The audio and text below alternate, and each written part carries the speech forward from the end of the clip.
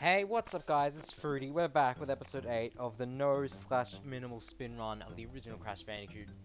It came to my attention that last time I accidentally did an extra spin against the old Koala Kong, which was a tragic facepalm when I discovered it in video editing. So this time I'm going to start the episode with refighting Koala Kong, spinning the appropriate number of times, the 4 times instead of the unintentional 5 times. Yep. Because I kind of, need to prove it can just be done with the 4 spins. I mean, this might seem a bit pedantic, but, whatever. Not gonna have the spin counter coming up, because the spin counter already counted the spins last time, and I didn't count the extra 5th spin in the spin counter. So, it's alright. And I just got hit, which is annoying. It's 2 spins. But yeah, pretty self-explanatory. You saw me fight Koala Kong last time.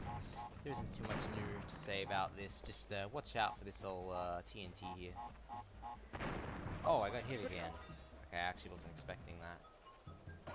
Okay, I've got to be really careful now to make it... What just happened? I jumped and I hit my head on nothing. Like what? There's nothing there. Like, what?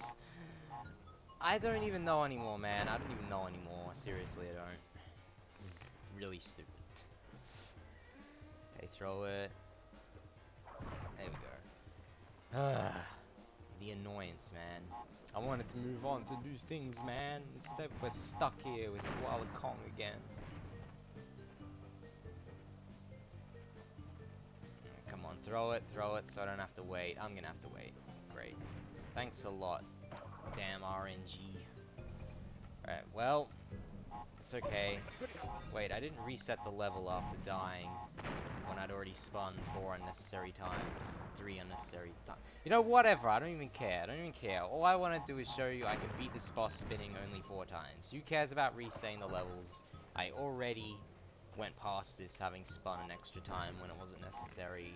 I already cheated technically. So what's another small amount of harmless cheating when it doesn't actually amount to anything? Exactly, it's harmless. Right, there we go. Koala Kong defeated with only 4 spins. Jeez. Didn't want to have to do that. Anyway, now that that's finished, we can get on with the actual episode. Man, imagine the actual episode. Jeez, I never ever could have ever thought of that. So, yeah, we took on Heavy Machinery, Cortex Power and Generator Room, got our gem from Heavy Machinery. Generator Room, couldn't do everything there, couldn't get the gem. This time, we're moving on to another level called Toxic Waste. But before we do that, I'm going to go back and get a couple of Aku Aku masks again, just in case I need vulnerability. So I'll meet you guys back here in a minute. Alright, we're back. Just got 2 Aku Akus from the Lost City. Let's head into the next level, Toxic Waste. This one could be interesting. I actually don't think I can get the gem here, but it's good to have a double Aku Aku heading in anyways. Yeah, as you can see at the very beginning of the level, we already have a problem that I can't really go about getting these crates here. This is annoying. Yeah, don't think there's any way I'm breaking them. Can you jump on the barrel throwing, guys? No, you cannot. Oh my god, that's gonna make things much harder. Oh my goodness. Oh my... And there's box stacks too. Wow, this is a real troll level, isn't it? Oh, but you could probably damage abuse on top of these box stacks, but you need to waste both Aku Akus to do that, and then you have to get past all the other guys without dying, jumping around. Oh my god, this might be the most devious level yet for the gem. This might be the most evil, insidious, disgusting level for the gem. Oh my goodness, I'm already repulsed by this level. I truly am. Oh my goodness, how do I even get around this guy? Do those things have solid hitboxes, the things the barrels are coming out of? Like, do they? Can I even? Yeah, wait, what? I just jumped on him.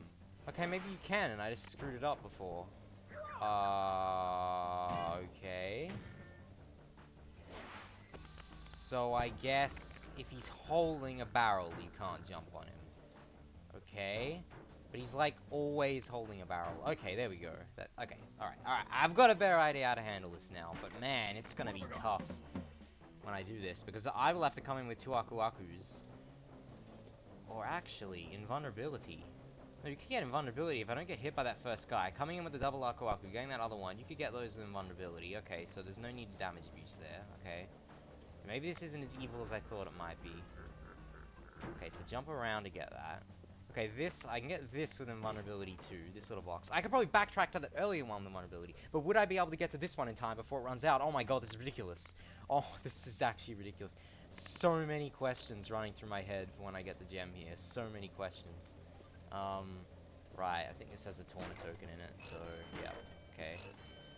Man, this is gonna be nuts when I come to do this for the gem. But, wait, so does this mean I actually could do it now? Oh, I could come back and get invulnerability. Whoops. I guess it depends on whether there's boxes later I can't get without invulnerability, as to whether or not I can get the gem here without spinning at all. Okay, so we got some bouncy barrels now. They're the things that make this level hard. As you can see, this level's pretty simple. It's just running straight forward, avoiding the barrels that these guys throw. The problem is, they start throwing bouncy ones once you get to this part of the level, which is very mean. Okay, there we go. Alright, checkpoint. I'm happy about this. Now, this is where they start throwing exclusively bouncy barrels, so I've just got to leg it now. Yep, this bit here. There's no way I'm breaking this without spinning, so I will have to backtrack here later down the line. And did I? Oh my goodness, I missed the Torna token. I mustn't have been paying attention.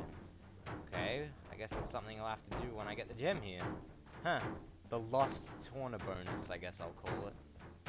Okay, now as you can see, this is very evil. But there we go. Man, it's a pretty crazy level. That is definitely not going to be an easy one when I come to doing the gem. Oh, did I not die after checkpoint? Interesting. Muster list. A lot of boxes. 19 boxes, alright. Well, interesting. It's a lot. Yeah, but I'm going to have to spin that one time there. At least that one time, depending on how long the invulnerability early in the level lasts. Anyways, heading into the next boss of the game now, actually. The fourth boss, Pinstripe.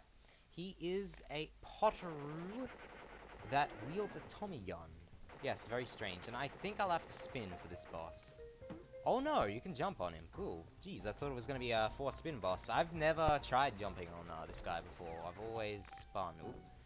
But yeah, basically he tries to shoot you with his Tommy gun, but if you stand behind the furniture, he can't hit you at all. Like, there's literally no way of getting hurt if you just stand behind these chairs, which makes it a pretty dull boss, in all honesty. It's easier than Koala Kong. After the first 3 hits, his gun will jam up instead, and you have to jump on him during that time. Pretty cool looking office here. It's got like the reactor of the whole like power plant there in the background. I wonder why you'd keep that so close to your office. Also a pretty cool looking skylight up there on the roof, and Cortex's portrait on the right there. But yeah, this is the guy who was called Pinstripe Porterotti before. Oh. But he's just called Pinstripe now, which I guess is his nickname. And yeah, I defeated him without having to spin. I didn't realize that was possible. I thought I would have had to spin with every hit point. That's very, very nice. And it's not really clear there, but once I hit that last hit against Pinstripe, he knocked out the reactor for the power plant. He like shot behind the glass and shut it down. You can hear a really subtle, quiet sound effect of the power core shutting down after he shoots it. So basically, this Cortex power plant is now being shut down. We taken down the leader of it, or the controller, Pinstripe. There still seems to be toxic waste flowing out of it there, but, you know, whatever, ignore that. Let's head into the high road. So, the high road is basically the bridge between Cortex power plant and Cortex's castle.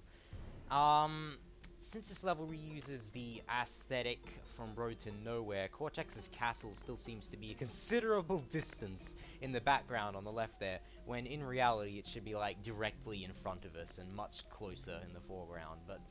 Hey, I guess you can't ask for everything.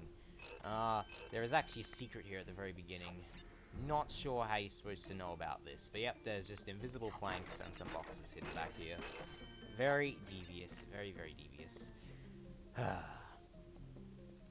So this level focuses a lot more heavily on turtle bouncing than Road to Nowhere does. There's a whole lot of it. That's pretty much the whole level's gimmick, which makes it a bit more unique. Looks like I can't get the gem here. We've got a forced spin. I believe I can get around this though, unlike the generator room thing, by doing that. See? Very, very nice. You can jump on the ropes. You actually can. But they have a very thin hitbox, and it's very awkward to stay on them. So unless you're like really masterful at it, I would not recommend going on the ropes on the side at all, to be honest. Yeah, it's not the smartest idea. Just stick with the turtles. They're not too hard. Just be patient, okay? Remember to be patient. Don't go too early or too late. Just wait for the turtle cycles to work out pretty nicely. See, here it didn't work out too nicely for me. I didn't time it that right. The turtle is pretty far back. I think I can make it right on top of this one, though. Yeah, there we go. So then we wait for that one to come forward a little bit. Now, if I was speedrunning this, obviously I'll be going a lot faster, because you kind of have to be more reckless in a speedrun. But since I'm just doing a nice casual run through the game here, I'm just going to be careful. Yeah, it is a bit of a shame missing out that Toxic Waste Corner bonus, though. I'm pretty sure you can still replay it, even if you finish a later Corner bonus, or still play it, rather. I'm pretty sure you can. I hope. Because if that's not the case, then I'll have to, I don't know, make a new saved account and get up to Toxic Waste in that account to show off that bonus. Because I do want to show off every bonus in the game, of course. So yeah, here's another bit where I'd have to spin, actually. There's a hidden box up here. Again, very devious. But yeah, I'll have to spin for that when I come back. Bit of a shame. So we're talking about 2 forced spins in this level, it seems. For the oh! Oops. For the gem. See, that's why you have to be careful. But this time, I'm gonna be reckless. Because I'm a real reckless kind of guy. See, look at that. Single bounces across the whole thing. A bit of a fun fact, this level is much shorter in the Japanese version. That third Torna token I just got is actually where the end of the level is in the Japanese version of the game. They cut off, like, the entire end segment. It's like the only level in the game where they cut a bit off. But I kind of understand why they would have made it one of the bridge levels, because it's pretty easy to cut off content for the bridge levels without it seeming conspicuous, considering, you know, how similar everything looks in the bridge levels. Obviously, I can't get that box. Alright, this bonus.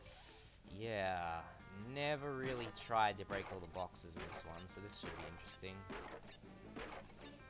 Can't really see where I am, but I guess it's not too hard. Come on. Don't screw up. I can do it. I can do it. Alright. And we got it. Fun fact, that bouncy box down there cannot be broken without dying. Like, literally, you can't break that box and complete this bonus. So, yep, that, if you didn't realize that you don't have to break the boxes in the bonuses for the gems, then you should realize it at this point, since that box is impossible to break. And finishing the bonus. Impossible to break and finish the bonus. Oh dear. Getting myself flustered with my speaking here. Back to the high road it is. There isn't too much of the level left. Like, they didn't cut off that much in the Japanese version, but obviously it is better to have a longer level, you know, more content. See just a little bit further, and yeah, that's the end. So they didn't cut off much, but it's still better to have it there than not. Well, unless you're a speedrunner, then it's better because the level's shorter. Like me. Although I've only really run the American version of the game thus far in my speedruns. I haven't really played the Japanese version yet, even though it is a faster version for 100%. But yeah, I guess that'll wrap us up for this episode. Next time we'll take on Slippery Climb, which I'm very hyped about. This is quite a famous level. Quite a famous level. Not famous for a crazy gimmick that it has, like the boulder levels or the hog ride levels. More infamous in a Sunset Vista sort of a way, if you catch my drift. But that should be real fun times next time. Alright guys, well, I'll see you then. This is Fruity signing off.